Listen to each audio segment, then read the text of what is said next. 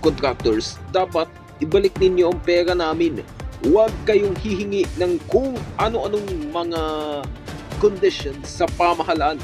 Ibalik ninyo ang pera namin. Ayaw mo ba sa Lamborghini lang o ano? Ay hindi. Marami. Dapat ibalik ba lahat? Hindi, Brock. Cash. Aanihin natin ang Lamborghini. Cash dapat. Cash. O siya, mahiya naman kayo. O kahit papano, magpahinga tayo 6 dahil pag weekend, no? Kahit papano.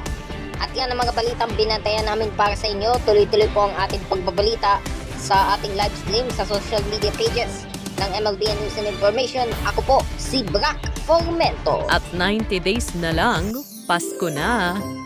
Para sa iba pang mga balita, mag-log on sa news.mlbn.com.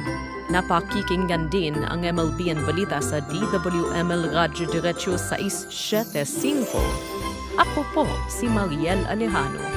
Andito kami nakabantay saan man sa mundo. At sama-sama pa rin tayo gabi-gabi sa MLBN Channel 48. Ako naman si Sixto Tio sa pangalan po ng MLBN News and Information. Tunay na pagbabalita at pagmamalasakit laging tapat para sa inyo.